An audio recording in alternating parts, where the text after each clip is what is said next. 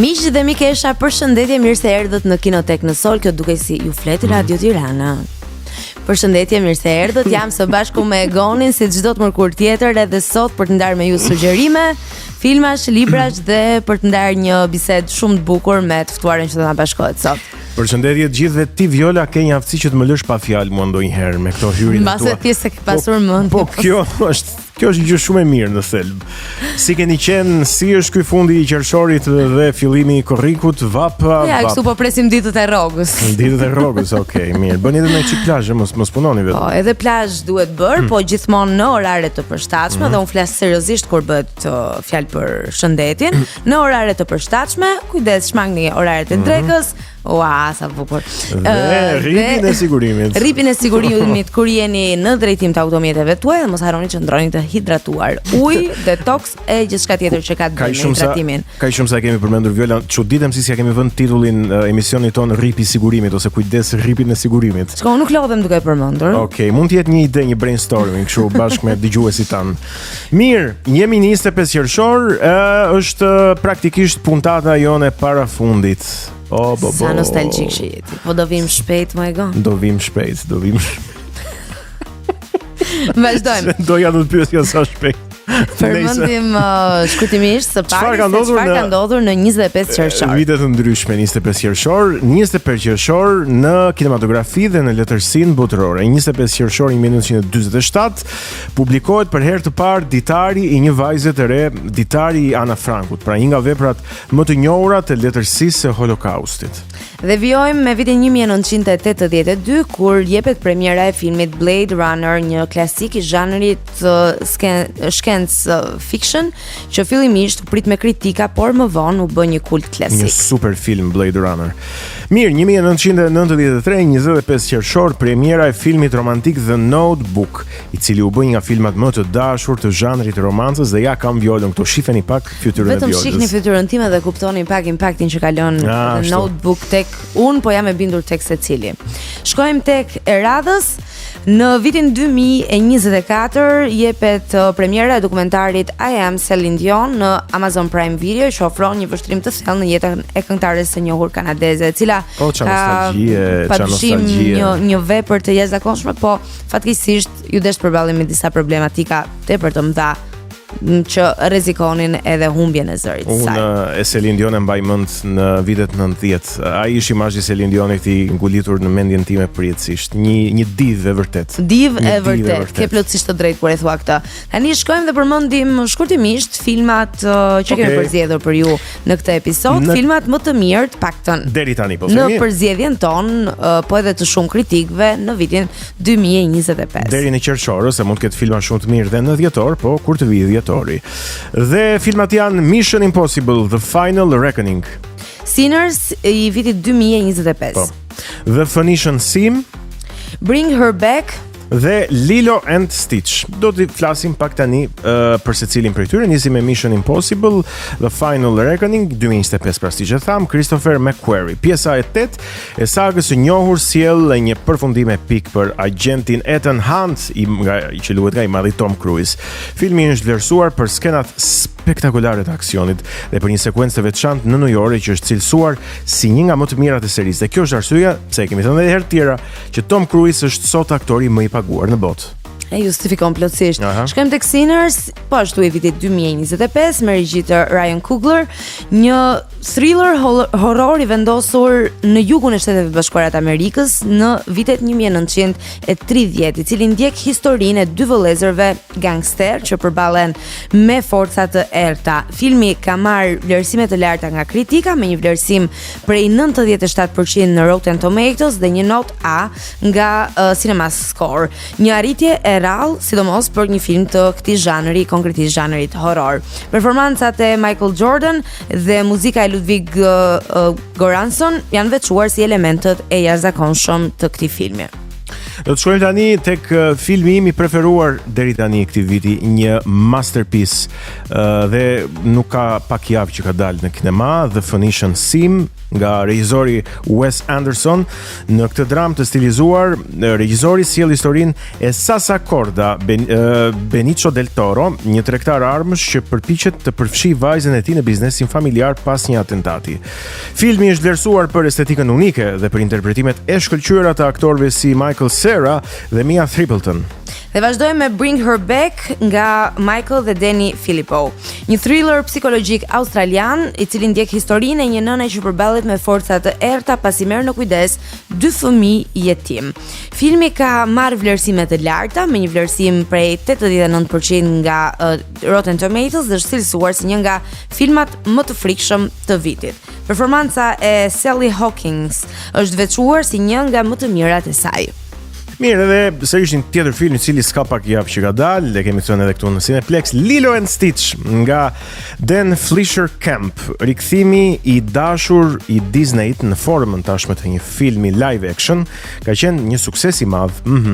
Filmi ka thyer rekorde në fundjavën e Memorial Day dhe është vlerësuar për kombidimin e efekteve vizuale të avancuara me histori emocionale që rezonon me audiencën moderne tashmë. Edhe këtu në Shqipëri, ju e dini, ka bër namin. Po, namin. Nuk ka mbetur I madh dhe I vogël pa lotuar nga Lilo e Stitch. Tani do të shkojmë tek librat që sugjerojmë për ju, për kë bien Këmbana I vitit 1940 nga Ernest Hemingway dhe Gratë Vogla I vitit 1868 nga Louisa May Alcott. Un po e nis me për kë bien Këmbanat vitin 1940 nga Ernest Hemingway, sepse rastësisht, po krejtësisht rastësisht, un jam rikthyer edhe një herë në këtë periudhë leximit të këtij libri. Është një nga romanet më të rëndësishëm të shekullit të 20, vendosur gjatë luftës civile në Spanjë. Robert Jordan, një amerikan, bashkohet me partizanët spanjoll për të hedhur në erë një urë, e cili në fakt e përjeton këtë me dilema ekzistenciale, dashuri të papritur dhe me ndjesinë e afërt të vdekjes. Një ndjesi që besoj në një pikë apo në një tjetër se cilin prej nesh e përshkron në një farë mënyre. Vepra ndërtuar reflektim filozofik me tensionin dramatik të misionit, duke ndërtuar një atmosferë të ngarkuar emocionale. Libri është përkthyer në shqip dhe ka ushtruar ndikim të gjerë në letërsi, kinema dhe artin e rrëfimit të luftës. Mund të konsiderohet si ndoshta vepra më e përkryer e Ernest Hemingway në rrëfimin e luftës, edhe pse ai thuajse gjithë veprën e tij e ka pasur konkretisht të bazuar në tematika të tilla. Shumë vërtet një nga romanet më të mëdhenj të shekullit të 20, por jo më pak I rëndësishëm është edhe ky tjetri tani. Gratë Vogla 1868, Louisa May Alcott. Një roman I pavdekshëm është cilësuar ky për jetën e 4 motrave marsh në kohën e luftës civile amerikane që trajton papjekurinë, humbjen, dashurinë dhe ëndrat personale me një ndjeshmëri të thellë. Në qendër të tij është lufta për të ruajtur humanizmin dhe dinjitetin në një botë të ashpër. Libri është përkthyer sigurisht në shqip dhe ka frymëzuar breza të tërë lexuesish jo vetëm në Shqipëri, në të gjithë botën, dhe ka shërbyer si bazë për disa nga adaptimet filmike më të dashura të shekullit të 21. Mirë, ne do të shkojmë tani tek hapësira e parë muzikore, Power nga Kanye West, dhe pastaj do të rikthehemi sërish këtu në kinotek në Sol, sepse u a them plotësisht me siguri, do të kemi një vajzë e cila është fantastike dhe që ka qenë pjesë e disa prej produksioneve më të dashura për të gjithë ne, po sidomos për rinin shqiptare.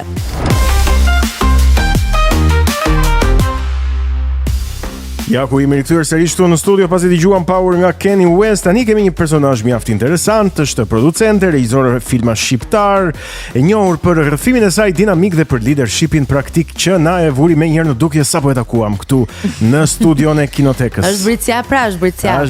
Është Bricjap. Shikoj, unë po intimidohem me kaq shumë tituj sa më dha ti herë se nuk jam regjisore, dua shumë. Domethënë jam përpjekur të jem regjisore, po shumë në fillimet e mia. Po mirë, jeta është e gjatë. Po, shumë e gjatë. Jeta është shumë e gjatë. Me sa duket po ka dalë akoma ascendenti, siç e diskutuam, s'kam arritur të 30-ta, kështu që jemi okay. Dhe jo, nuk është Sydney, po është pikërisht I ngatrova emrin aktores, domethënë nuk impresion. Sydney. Domethënë që kemi sot fix fare, më thënë Sydney Sweeney nuk është, po është më e mirë akoma, është më e mirë se është Amela Çaçi. Amela Çaçi. Wow, faleminderit. Për sa ovacion po gjova. Ishte e papritur kjo. Që nuk e ke mirë punën me titujt, këtë e kuptuam. Po.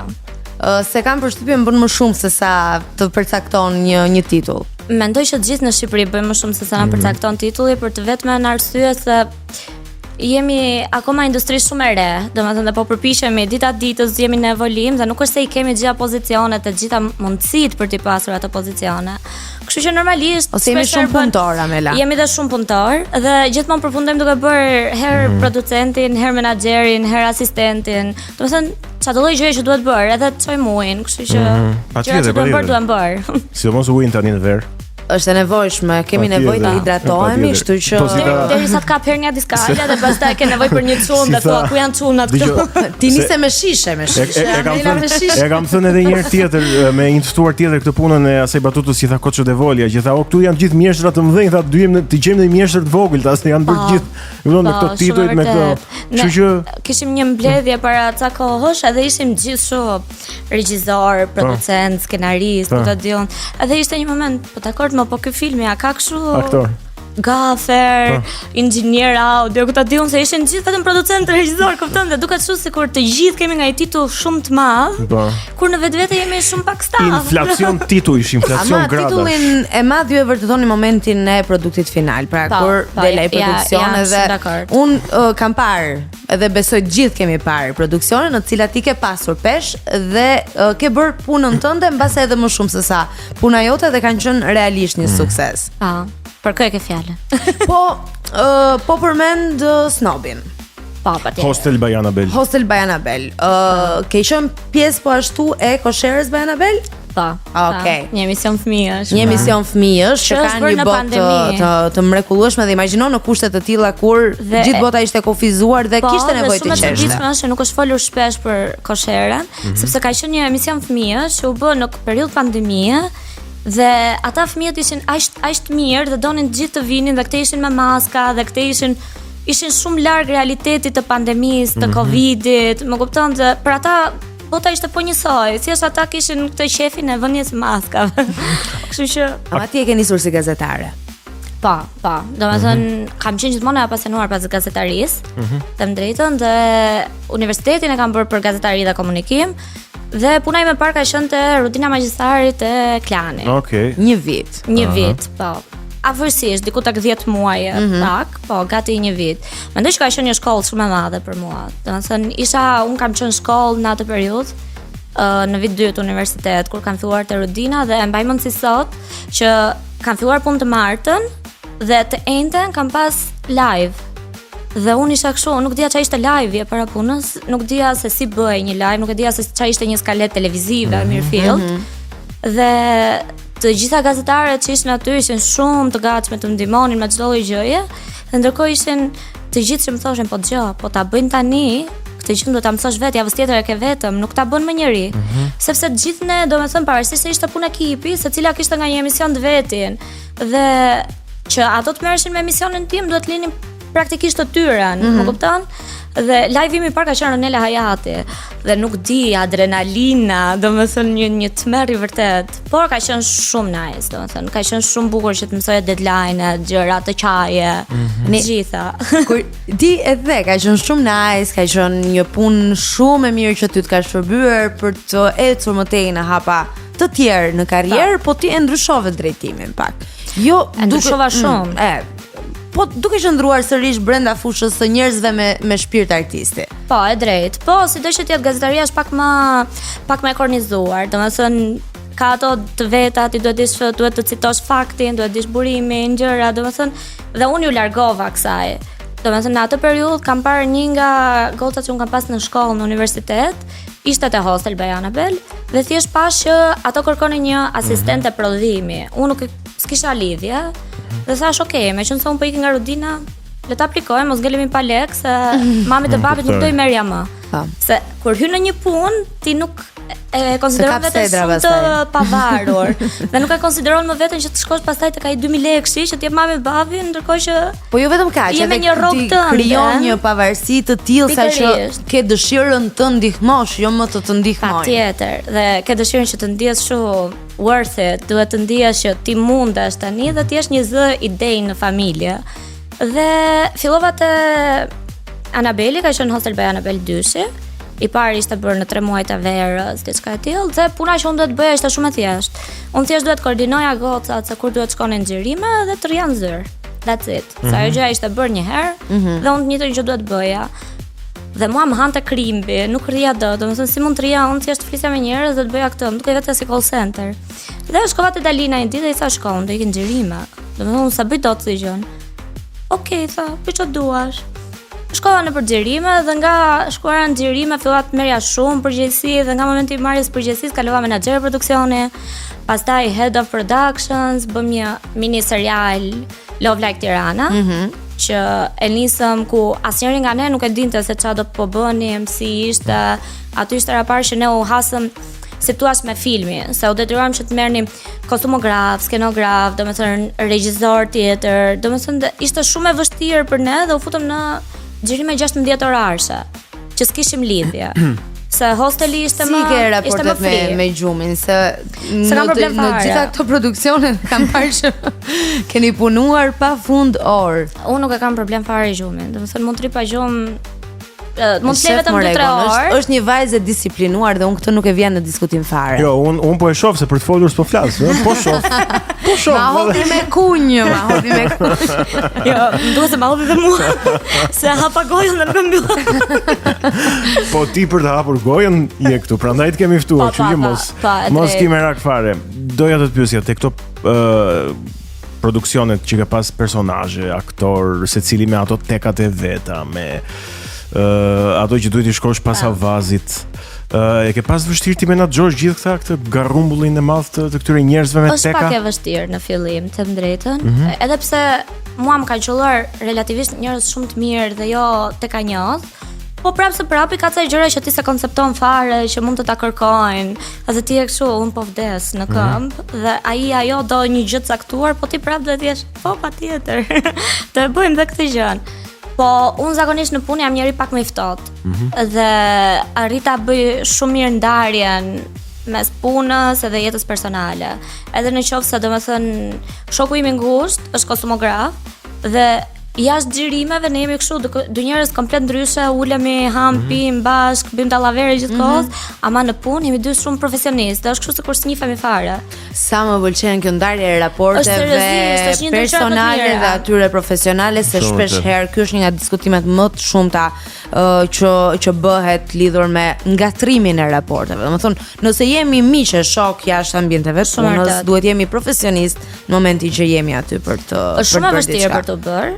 Se normalisht ti thua, ok, unë po zihem për një gjë pune, debat pune, nuk është thjesht një gjë e madhe, po në fund ditës ti thua, unë kam lënë një plan që të dal të pi një koktejl me këtë pas pune, a do bëhet kjo gjë apo do e urrejmë njëri tjetrin mbrapa.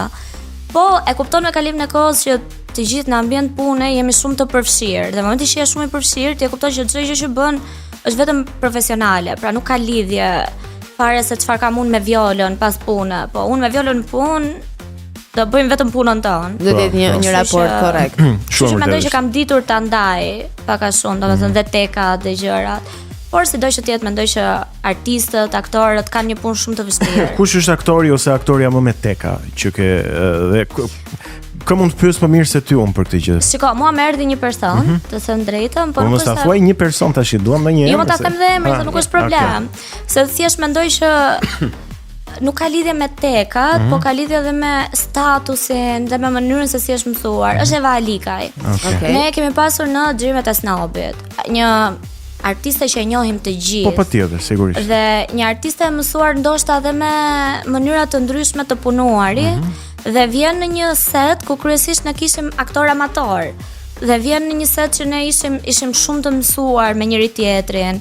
Pra ishim bërë tamam si familje, se rrinim nga 20 orë për 2 vite rresht. Dhe në momentin që erdhi Eva, ne nuk është se kishim këtë marrëdhënie me atë dhe gjithë e trajtonim dhe edhe si një artiste madhe që nuk mund t'i afrohesh, sidoqë të jetë.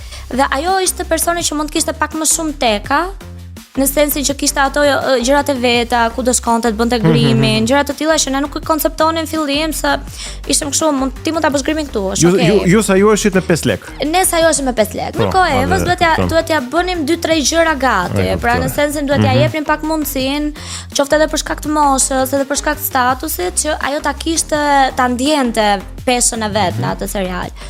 Po kaq, nuk është se ka pas teka që të thua që unë dua suitën time tani për të ndënjur. Ka pas rast me ça mora vesh nuk ka pas ndonjë rast problematik. Jo Eva, po them të tjerë, nuk ka pas ndonjë rast problematik. Jo, nuk ka pas realisht, nuk kam pas. Se mendoj që njerëzit në Shqipëri janë shumë të aktorët kur vinë në një set dhe bëjnë pjesë e castit, si thua, e kuptojnë që duhet të jenë të barabartë me të gjithë në punë, e kupton? Po, dhe mua më ka ndodhur që nuk ka disi nivele të frikshme për shkakun që të pretendojnë. Nuk ka, dhe me vërtet më ka ndodhur që aktorët janë gati me ne për të pastruar setin, nëse është një gjë që duhet urgjent, më kupton? Dhe për shembull shumë profesionist. Se ti ke qenë pjesë edhe Luli Goni Lemes. Por vetëm se nuk kam qenë pjesë të xhirimeve. Okej, po e sjell si rast ndoshta për një shembull të asaj çfarë ju diskutuat. Margen Caushi na ka treguar që Aurela Gaça ishte aq e përpikt me xhirimet, kishte qenë aty gjatë gjithë kohës dhe mendoj që kjo është ajo çfarë synon në thelb një regjisor apo drejtuesit e një produksioni, që të krijojnë një kimi aq të mirë, sa që mos ketë nevojë për debate, për marrëdhënie të prishura edhe për probleme të tilla që do ishin të tepërta. Shumë e vërtet. Unë te Luli dhe Goni Lemes jam marrë me pjesën e distribucionit, pra me pjesën e shitjes së filmit nëpër kinemat shqiptar në Europë dhe në Amerikë, se po vazhdon po shfaqet edhe në Cineplex edhe në Amerikë ndërkohë. Po ajo çfarë un kam parë nga takimet që ne bënim me aktorët për të shkuar për shembull për takimet me njerëzit në Cineplex, në QTU, në vende të ndryshme, në Shkodër, Vlorë, domethënë ishin gjithë shumë të përpikt dhe Aurela ishte jashtëzakonisht shumë e përpikt. Dhe ishte një njerëz shumë i thjeshtë dhe shumë profesionist, dhe duke që kishte një vullnet dhe një disiplinë të hekurt edhe nga profesioni që ajo bën. Se patjetër, domethënë, profesioni që ajo ka si këngëtare e detyron që të ketë ca limite kohore shumë të mëdha, më kupton se ka prova, ka gjitha, ka koncerte. Dhe ndërkohë ishte edhe filmi. Më kupton, ishte në takimet me njerëzit. Dhe ishte me vërtet nuk ishte lidhje që të thua që është ajo artistja që nuk bën apo nuk pranon apo ka teka. Mila, në përfundim të pjesës së parë të intervistës, ti e ke provuar ndonjëherë aktrimin? Kur kemi bërë Love Like Tirana, ne kemi pasur një lojë që hajde gjeni sa herë ka qenë Amela figurante. Sepse duke qenë se ishte hera parë që e bënim dhe kishte për shumë role të tipit shitja, dhe ne nuk do merrnim një person ta paguanim për këtë, se pse ishe ti aty? Se isha unë edhe thjesht vishi gjë kalon me kurriz. Domethënë është okay. Dhe kam qenë avokate, një herë kam qenë infermiere, një herë kam qenë shitja, domethënë cili nga këto rolet ka pëlqyer? Shumë të bukura të gjitha, të papara, nuk di sa shumë fjalë kam thënë. Ke hyrë brenda rolit? Gjithmonë. Pa vërtetën duhet ta shohësh kështu. Shive vëngër, uli syt. Si është ajo? Buzëqesh me buzën e poshtë. Pa, hapi syt. Hiqe shikimin. Mirë, shkojmë tek hapësira e parë muzikore, ku ta gjej unë këngën tani. Don't Start Now, Dua Lipa. E gjeta, e dëgjojmë.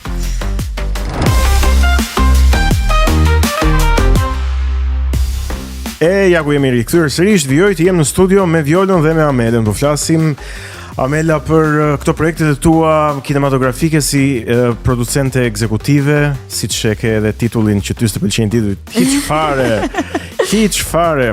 Tani çfarë që të futemi pak tek këto prodhimet, Hostel by Annabelle ose Snobi etj. Pse i duan të rinjt kaq shumë këto prodhime, këto formate, po themi? Ose e para janë formate për të rinjt.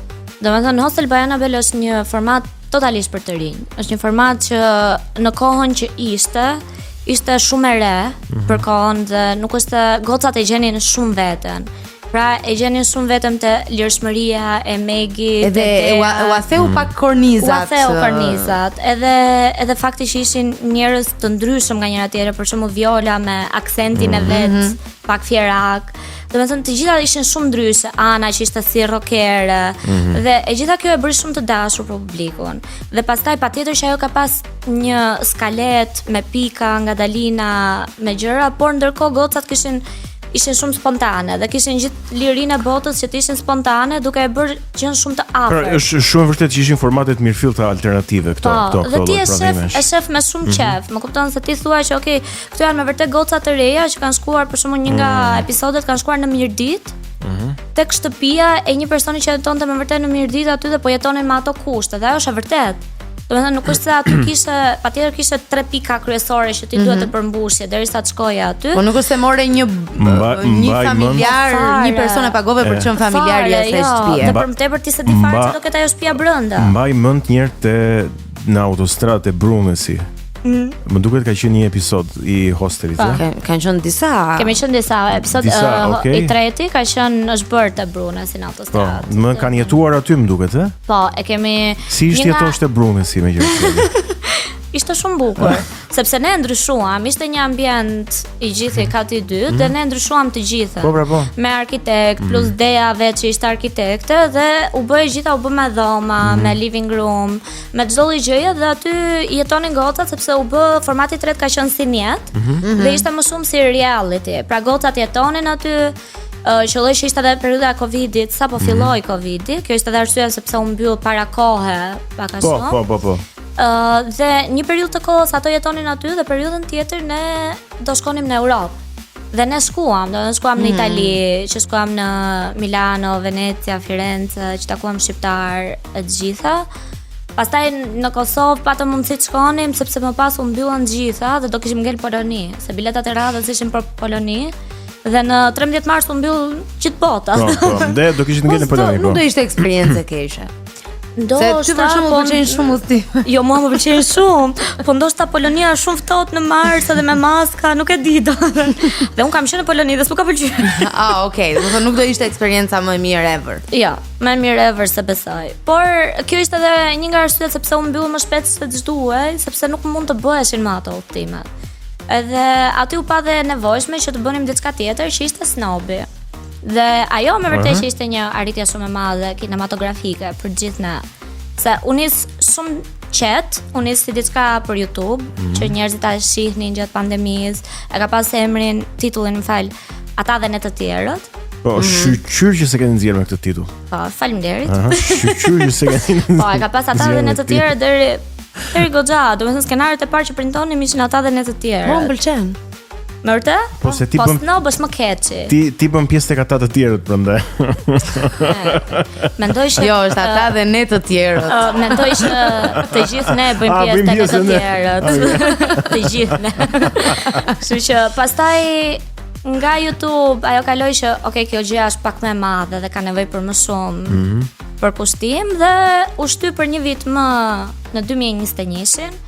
Ku aktorët e rinj bën disa kurse aktrimi, morëm aktorë të mirëfillt pastaj si Eva Alikaj, Violeta Trebicka, Dritan Kastrati, pra që u bën pjesë e castit kryesor dhe ishte komplet pastaj ndryshoi komplet rrjedha dhe u quajt snob.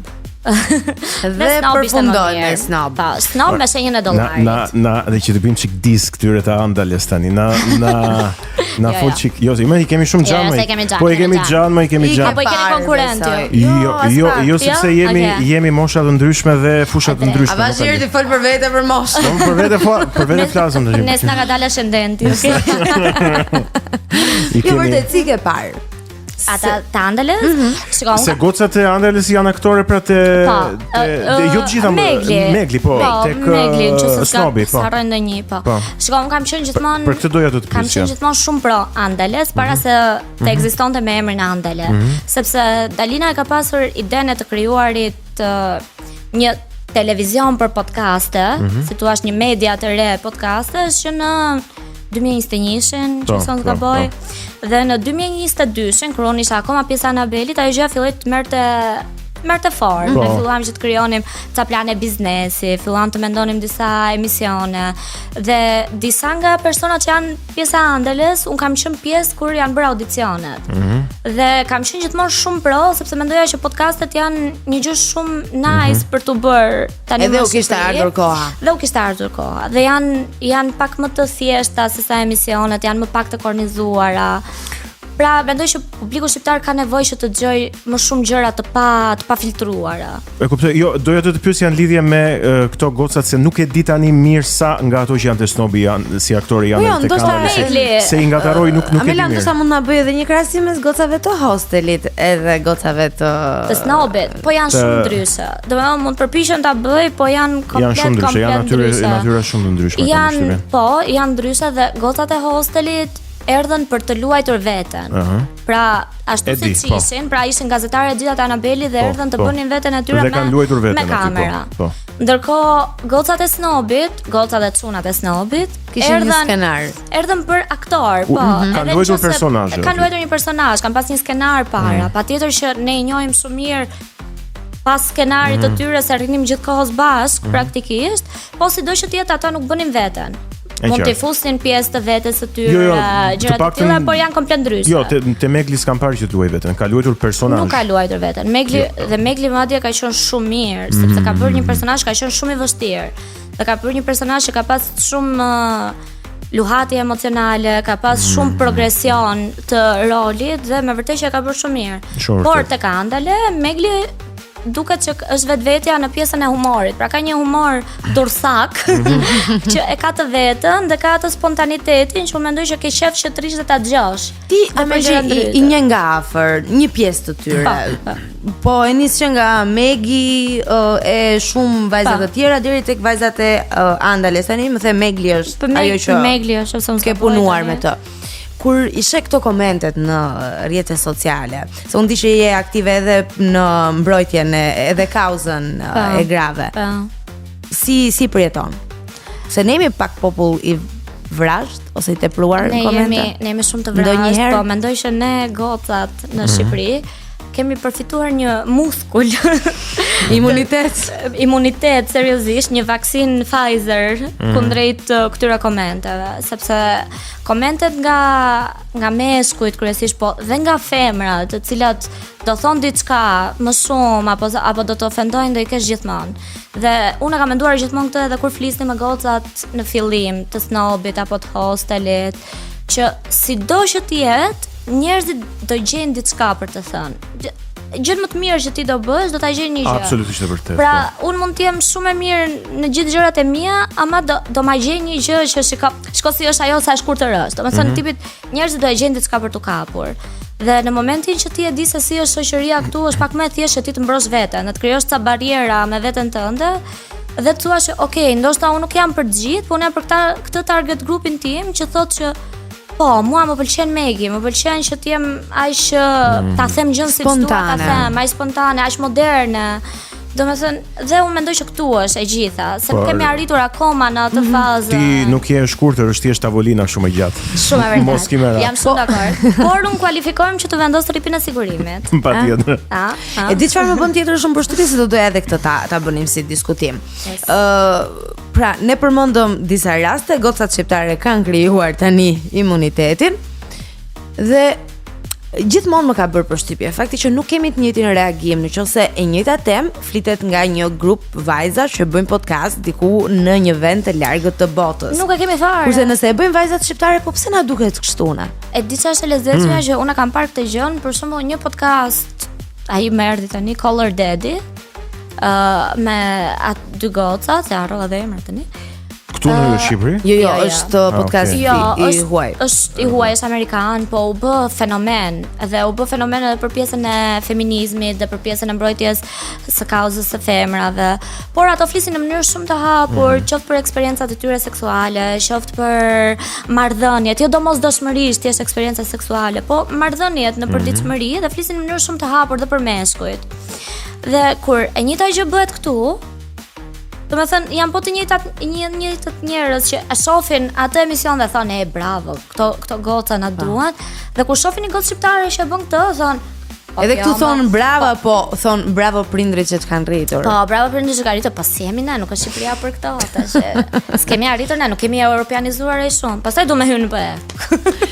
Tani çështja e dëshirës është edhe ajo. Po e shoh këtë Call Her Daddy podcast. Me iden se mos njifja ndonjë. Po i ta shoh pak se kam përshtypjen që e kam parë disa herë. Jo, në rrjetet sociale duhet më ke dal. Megjithatë, vazhdojmë edhe një herë me bisedën, sepse do doja të pyesja ty tani për projektet e tua. Mua? Ku ti bjerë 51? Regjizore nuk jam, po ti je regjizore. Okej, shiko, kam bërë një film të shkurtër. Okej. Po është një film që është bërë për 48 orshin, Projektin 48. Projekti 48 orshi është një festival filmi. Është një patent ndërkombëtare amerikane. Ktu e kam marrë, më duket, e cila këtu është nga Robert Dragot. Yes, Robert Aliaj dhe drejtor ekzekutiv Edrin Koleka. Okej. Dhe duke qenë se e pash disa vite 48 orshin, nga që jam edhe punoj me Edrinin, isha kështu, okay, pse mos ta provoj një herë. Domethënë ishte pak e vështirë edhe e çuditshme që si ta provoj unë kur kam 100 gjëra të tjera dhe punë për të bërë. Por ishte një eksperiencë shumë unike. Domethënë ti duhet bëje një film për 48 orë. Domethënë që nga momenti i parë ty duhet zgjidhje një kosh si ai Cineplex, duhet zgjidhje një zhanër. Dhe mua më ra zhanri fantasy dhe climate film. Që është një nga zhanret më unë nuk e doja fare. Unë doja dramë. Është e thjeshtë. Është e thjeshtë. Është e thjeshtë plus drama, lëvdesin, gjë aty qaj. Po klimën si ta bësh film? Fix prap. Mund ta bëja edhe vetëm njërën nga të dyja ose të dyja bashkë. Domethënë ishte zgjedhja ime se si do e bëja. Dhe në atë moment nuk kisha as skenar, s'kisha as aktor, s'kisha as gjë. Por para se të bëj 48 orë kisha kontaktuar shoqen time Claudia Brahima, që është skenaristja dhe producentja Luli Golilemes. Të fala Claudia. Shumë të fala. Dhe i thashë, shiko, un kam këtë gjë, thash. A e merr përsipër të më shkruaj skenarin? Po, tha. Okej, thash un, po. Ta dish, zhanri hidhet në orën 7, unë në orën 10 të darkës, se në 17 hidhet, un dua të filloj xhirimet. Dhe i thash, un kam vetëm kaq mundësi. Kisha një magazin, kisha aktor Brarendi që ka qenë te Snobi, një nga aktorët tjerë Piro Qirio që ka qenë te Snobi, Altea Lazaj, po ashtu, domethënë i kisha bërë këta aktorët, kaq kisha, edhe dy të tjerë më të veçantë që ishin sporadik. Dhe thash, un kaq kam këtë magazinën dhe këta. Kam edhe kostumografin, prapë shokun tim Altin Lala. Edhe isha shumë okay. Dhe po, tha do ta bëj. E shoha bi komedi, tha ajo. Se normalisht ajo ka qef komedin. Unë isha shoha bi dram dhe kurara fantazia. Ajo që s'doni. Po. Dhe gjithashtu 48 orë ka diçka që ti duhet të bësh një fjali që e ke pjesë aty dhe duhet të përdorësh një mjet që ta japin. Që në rastin tonë kishim një vizore atë vit, dhe fjalia ishte që më shumë po na vjen emigrant. Çdo ditë më shumë po na vjen emigrant. Dhe ti nëse nuk i përdorje këto, do të thoshte që ti mund të kesh manipuluar projektin dhe ti e ke bërë atë në 2022 si film, ndërkohë që po e hedh tek një projekt 2024. Pra ajo duhej si një provë vërtetësie që është bërë brenda atyre 48 orëve. Një plan i Tiranës, domethënë që mund ta përfshije kudo. Mjafton të ishte gazetë, mund të bëjmë plan droni, çfarë do lloj gjëje. Dhe Claudia ma bëri skenarin në orën 11, jo në 10.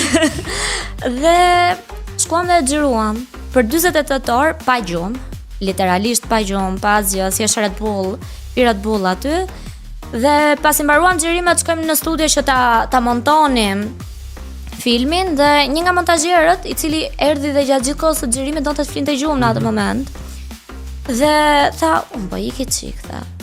Mirë, thash unë, mua aty më fika automati. Thash si iku kësi ose do kaporën.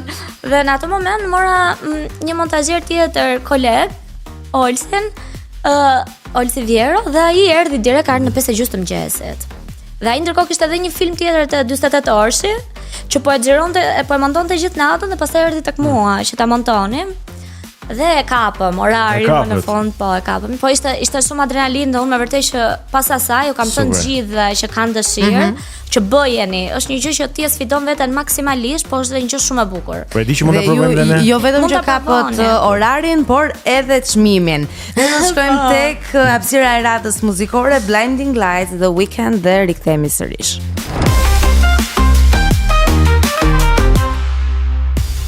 Ecim.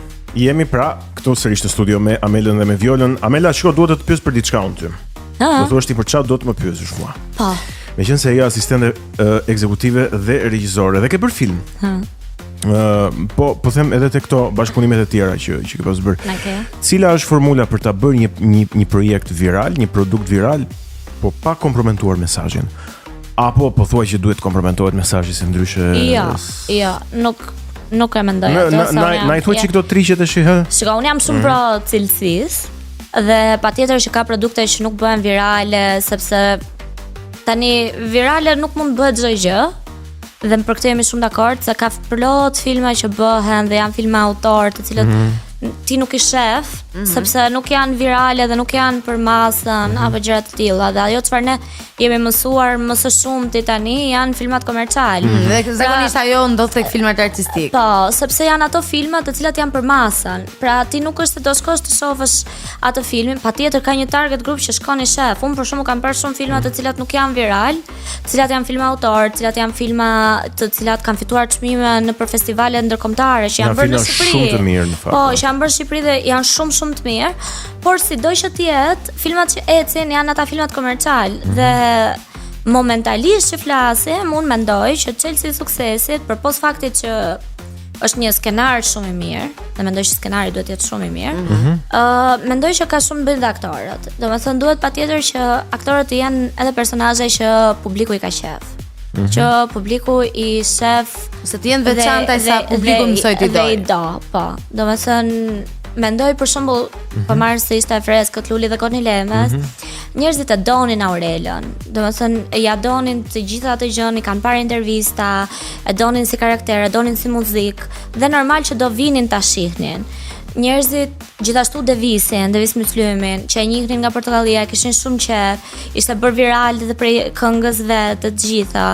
Margen Çaushi është aktor. Pra, kasti është shumë i rëndësishëm që produkti të jetë një produkt cilësor, po gjithashtu edhe një produkt viral. Pra nuk është Po për shembull në rastin e Snobit nuk është se djemtë dhe vajzat e reja i njiheshin shumë, ata ishin amator praktikisht. Shumë e vërtet. Në rastin ky është rasti i skenarit? Ky është rasti i skenarit, por ka dhe diçka tjetër. Na i thuaj këta çelsat, se janë vërtet kurioz. Dalina ka qenë gjithmonë pionere e inovacionit. Është vërtet. Mendoj. Dhe gjithmonë ka qenë shumë pro që të nxjerrte talente të reja dhe duke qenë se ajo Anabelin e ka krijuar me frymën e talentit të ri, njerëzit filluan që të donin Anabelin, filluan të donin Dalinën, filluan të donin frymën e Anabelit dhe Anabeli ishte gjëja që unë të gjithë njerëzit që kam takuar e njohin. Gjitha gocat kur gjën që ke punu të Anabeli apo ku ta dion janë gjitha Anabeli e kam shumë që pra ti ke krijuar një kredibilitet, ke krijuar, je bërë shumë e dashur për të gjithë. Dhe bëri Hosteli ishte një gjë që u pëlqye nga të gjithë. U bë Love Like Tirana dhe kështu gradualisht erdhi dhe Snobi dhe këto të gjitha ishin me talente të reja. Patjetër aty këtu ka pas aktorë të Mirfield dhe pastaj të Snobi u shtuan realisht aktorët e Mirfield, por kanë qenë talentet e reja dhe të gjithë e dinin që ky është një produkt që del nga Dalina dhe patjetër që do jetë me talente të reja. Kishte pritshmëri po themi pozitive dhe Snobi ishte një gjë komplet ndryshe. Domethënë Dalina ishte producente me Olsa Bazin dhe regjisore Edi Treni. Pra u bë një treshe që kishin jashtëzakonisht shumë kimi në të tipit. Olsi ishte pro për çdo lloj gjëje investimi. Pra, të harxojmë shumë lek, i harxojmë. Është okay, le të bëjmë një gjë shumë cilësore. Redi nga ana tjetër ishte komplet i fokusuar te pjesa artistike dhe te pjesa për të sjellë një frymë shumë të mirë xhirimi, një frymë shumë të re te aktrimi i aktorëve, sepse ai është marrë shumë me aktrimin. Dhe Dalina po ashtu që është marrë me aktorët, me aktrimin, por gjithashtu me skenarin. Dhe skenari ishte një skenar që unë mendoj është tamam për Netflix. Pra është një skenar që ti mund ta shohësh me shumë qejf. Shumë njerëz e kanë krahasuar me seriale tjera me Elite. Ka pasur diskutime për Netflix? Kemi pasur gjithmonë, domethënë kemi qenë gjithmonë kështu. Sikur ta fusim në Netflix. Kemi pas njerëz të cilët kanë ardhur dhe kanë thënë që shkose mund ta fusim. Dhe pasi xhiruam të seritë e tjera, kemi xhiruar me gjitha parametrat e Netflix. Sa dy seritë e para nuk ishin ashtu dhe pastaj ndryshuam komplet me idenë që mund ta fusim në Netflix. Se jo. Me minutazhin, me parametrat e tjerë. Po, me kamerat që është xhiruar, me drejtorin e fotografisë, me të gjitha. Pra, kishim gjithë komponentët për këtë. Por është e vështirë. Është e vështirë, ka shumë procedura, ka shumë burokraci. Pra nuk është kaq e thjeshtë një film shqiptar, një serial shqiptar në rastin konkret të futet në Netflix. Por mendoj që jemi afër, nuk mendoj fare që Shqipëria është larg së futurin në platforma kaq të mëdha. Dhe nga çfarë vëmë re paktën gjatë viteve të fundit, ne kemi bërë një përmirësim të jashtëzakonshëm tek industria e kinematografisë. Po, shumë e vërtetë janë shtuar, nëse më përpara e ke pas filmat që janë bërë në Shqipëri me gishtat e dorës, tani ti ke minimalisht 1-2 filma në vit që po prodhohen dhe po vazhdojnë po shtohen. Filma po thua shqiptar? Filma shqiptar. Jo, s'ke 1-2. Ke më shumë? Sa tha Klemina e tha. Prit, sa do thosha? 12 më duket. 12? 12. Unë tani që po xhiroj. 12 a 14. Tani që po xhirojnë janë ja 6. Po, edhe është 6 gjysma e vitit. Po. Jemi në qershor. Ndërkohë kanë dalë 2 filma, 3 filma kanë dalë deri tani. Jo, 4. Pra ka dalë Luli Kolinevës, Pasaporta, ka dalë Udhtim në pranver. Ishte edhe një tjetër, Dashuri turbulente, jo. Ajo e Efit. Ishte një në fillim të vitit me regji nga Maqedonia, me një shqiptar të Maqedonisë Veriut, e kemi thënë edhe këtu, më duket ndoshta Dashuritë e turbulenca mund të ketë qenë apo? Jo, Dashuri me Kosta. Dashuri me Kosta, prap me dashuri pas që thua ti.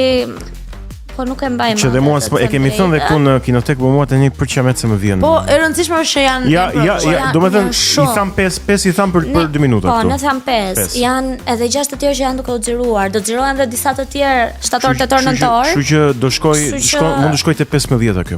Po kjo është shumë mirë. Domethënë kjo tregon që tregu është shumë i hapur dhe shumë i hetur për të parë gjëra shqip.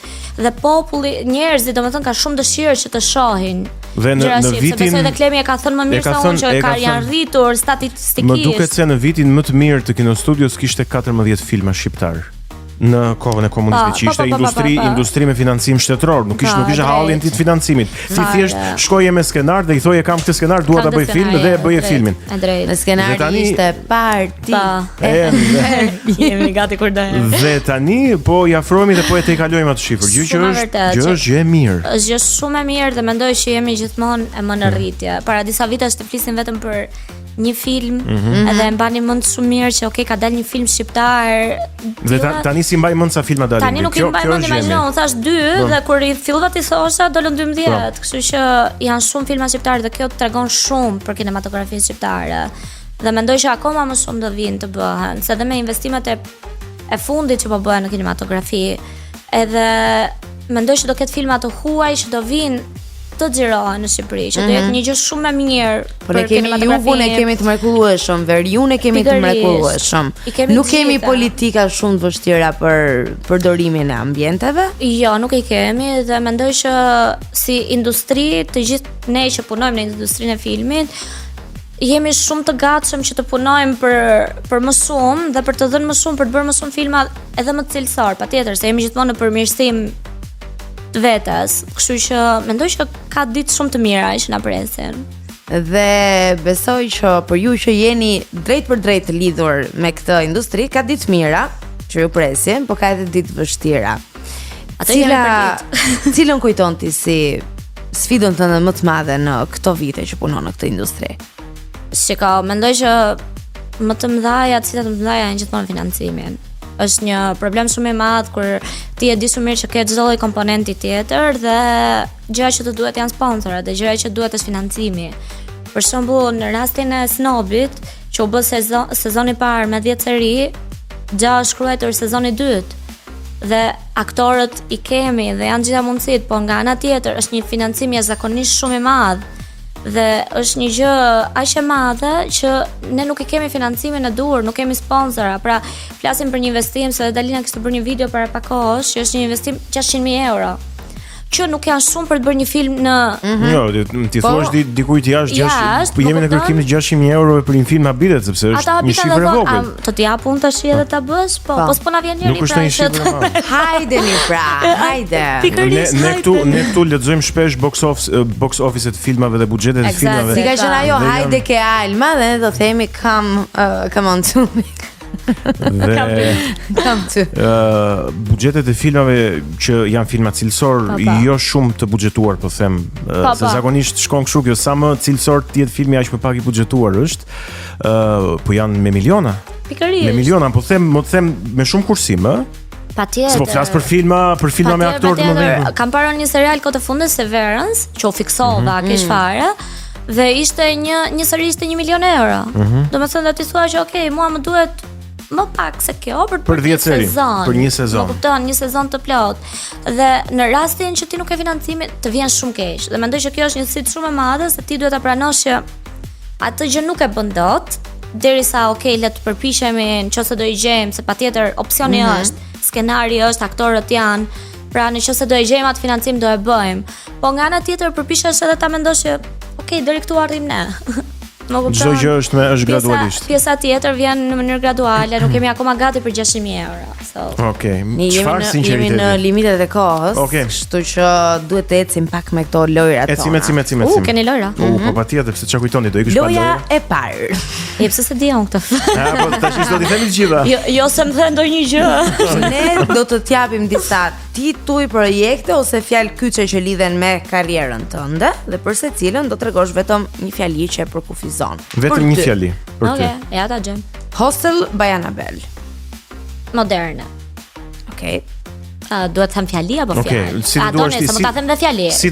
Si ta ndjesh? Thjesht më erdhi moderne, se thash nuk kam si ta përmbledh ndryshe, kështu që nëse kjo e përmbledh më mirë le të jetë kjo. Po, moderne, po e lëm. Snob. E dua shumë snobin, nuk e di. Nuk kam asnjëherë një fjali për snobin, domethënë. Ja, e dua shumë mjafton kam përshtypjen. Mirë. Love Like Tirana. Një rom-com shumë e bukur. Okej, Kosheria by Annabelle. Pak lodhse, me fëmijë. Po nice. Anyway. Fushata 16 ditore me You and Woman. Shiko, kjo është që shumë e bukur, seriozisht. Janë, më falni, e di që duhet të jetë një fjali. Okay. Po, seriozisht, ne te Annabelle kemi bërë për 3 vite, bashkë me Nilorin, në fakt. Kemi bërë për 3 vite fushatë ndërgjegjësuese për 16 ditë kundra dhunës me barazi gjinore. Dhe në kuadër të kësaj në një nga vitet bëm 3 mini seri të vogla që janë në YouTube dhe unë me vërtet ua sugjeroj gjitha që t'i shohin. Dashuria nuk vret, Love Doesn't Hurt, që është komplet për historinë e një çifti, një vajze që përfshihet në një marrëdhënie toksike abuzuese dhe në fund është taxan dhe ajo vendos që ta ndërpresi ciklin. Por ajo ndërpret ciklin para filmit It Ends With Us. Okej, filmi ka dalë mbrapa. Okej. Kështu që duhet ta shihni. Kemi qenë më përpara. Ne kemi qenë para. Okej. Vazhdojmë? Kështu që fjalia është jemi para It Ends With Us. Okej. Ky është qëllimi. Ti ke qenë te festivali këngës? Si asistente e regjizore, po si asistente e redaktorit. Te ky që ishte tani që fitoi Shkodra. Që fitoi Shkodra elektronike. Yes.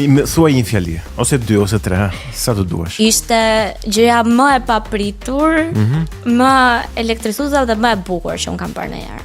Edhe fitoria e Shkodrës ishte shumë e bukur.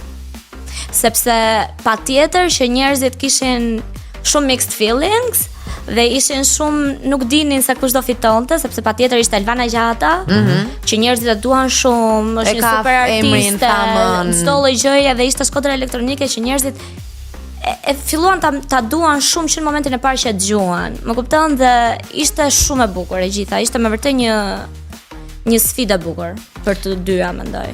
Nilor Films është me vërtet, domethënë nëse do thosha që njeriu në vendet që është krijon një bubble, një fluck, un kam fluckën time te Nilor Film. Okej. Dhe ndonë se ne kemi përfunduar opsionin, kam edhe një të bazi fundit. mos e lër këtë vajzë që të emigrojë.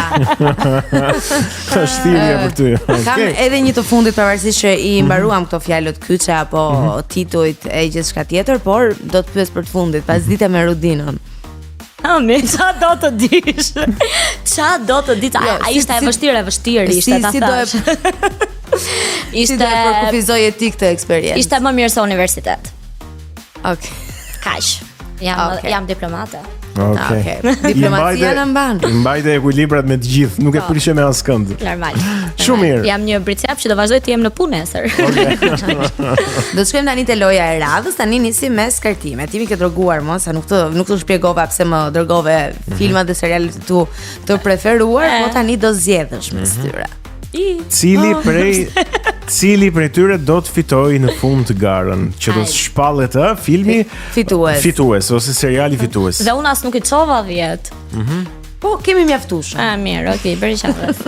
Okej. Do ta nisësh apo ta nisun, ai se po e nisun. Vazhdo. One Flew Over the Cuckoo's Nest. A çfarë do ta lë tani? Ose Once Upon a Time in Hollywood. Cilin do zgjedh nga të dy?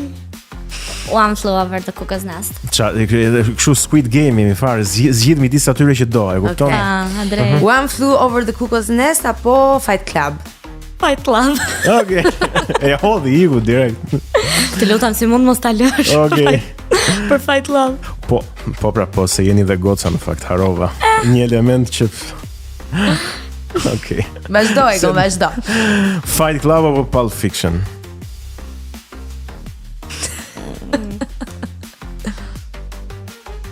Pulp Fiction. Okej, Brad Pitt ka bërë film tjetër. Ka bë, it's okay. Pulp Fiction apo American Beauty? Pulp Fiction. Okej.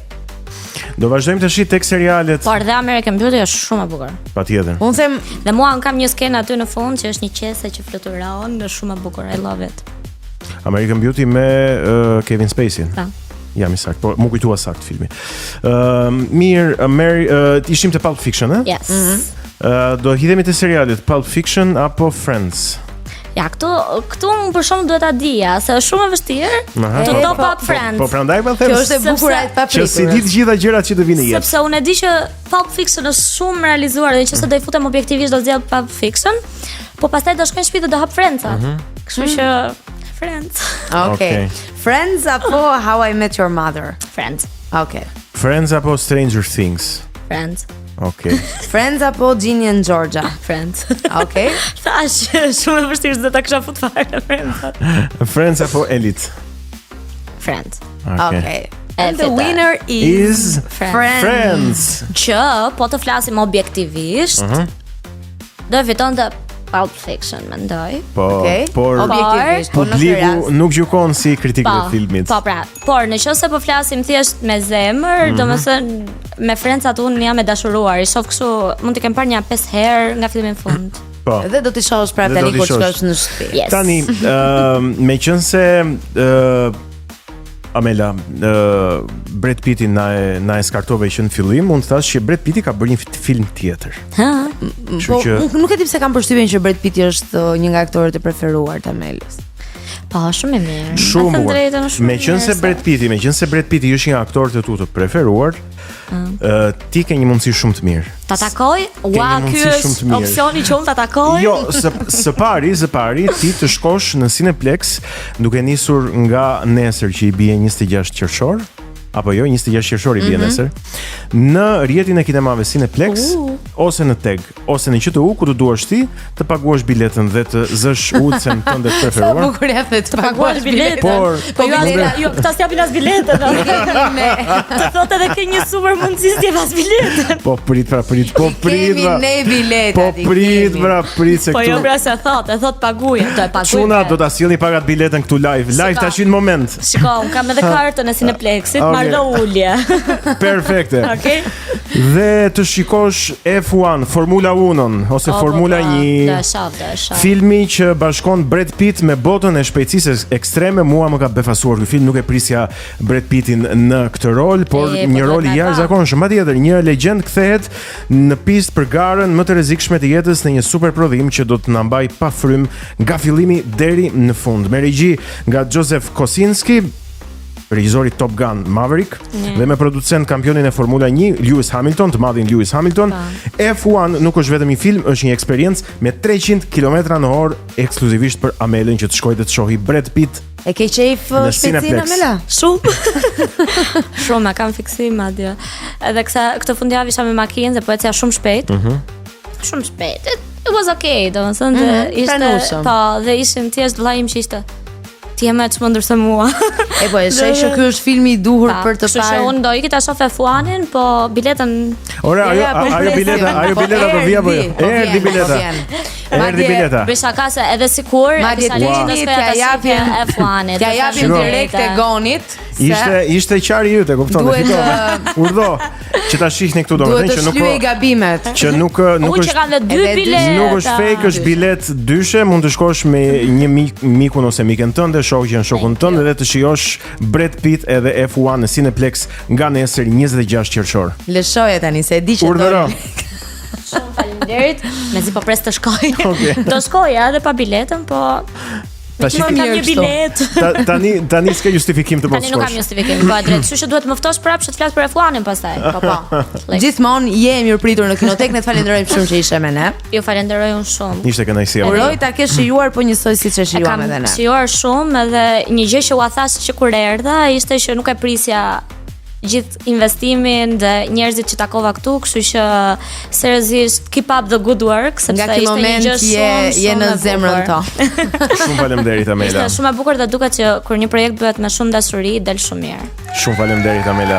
Ndërsa ju miq, ne do të shihemi sërish javën tjetër, tashmë vjen korriku, vapa bëhet e papërballueshme dhe dëshira jon për të kredhur në det, në lum, në liçen apo në pishina bëhet e papërballueshme, gjithsesi Viola filloi. Në terrene të notueshme gjithmonë. Por kemi edhe një puntat përpara se t'ju lëm në pushimet tuaja për të rikthyer shumë shpejt, se nuk do të vonojmë shumë. Por deri atëherë, bëfshi qejf me kanalin ton në YouTube, në Spotify na gjeni po ashtu, Instagram, TikTok, edhe pse është ende rrjeti ndaluar. Megjithatë, ju argëtohuni duke na parë, ne ju përshëndesim këtu. Shihemi të mërkurën tjetër, mirupafshim.